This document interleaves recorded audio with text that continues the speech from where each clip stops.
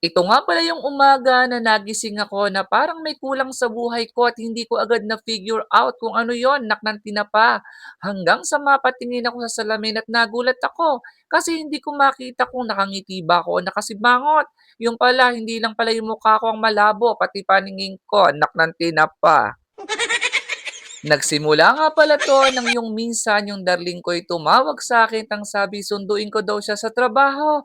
Abay habang nagda-drive ako papalapit sa kanilang trabaho, abay may nakasalubong ba naman akong isang babae na pagkaliit-liit at pagkapandak-pandak at hindi ko na aninagan dahil sa kalabuan ng aking mata.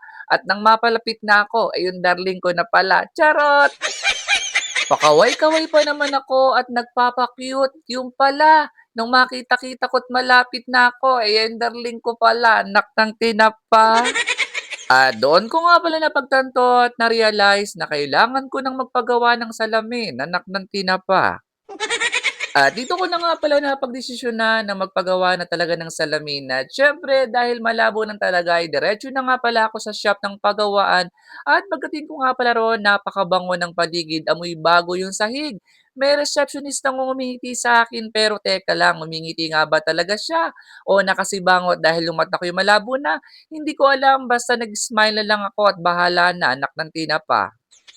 At habang nga nandito ako sa shop ng paggawaan ng salamin, eh tumingin ako at naghahanap nga pala ako ng medyo mura-mura at maya-maya nga inassist na rin man ako ng mga nag-a-assist dito. Tang sabi nga pala sa akin, ano raw bang klase yung ipapagawa kong salamin at ano raw ba yung grado ng mata ko?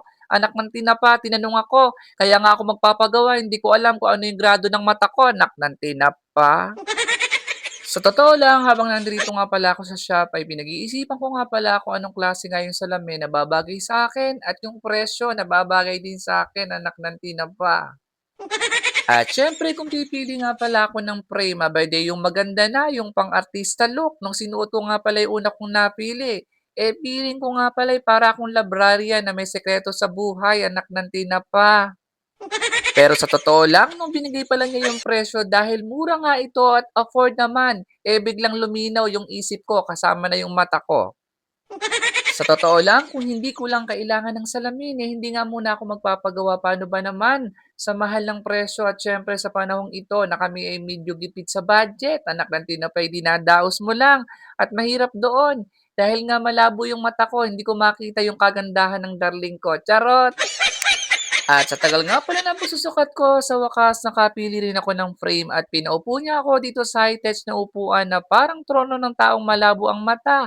Nilagay na niya yung mga metal frame na parang robot sa muka, tapos pinagpalit-palit pa yung lente, anak ng tinapa.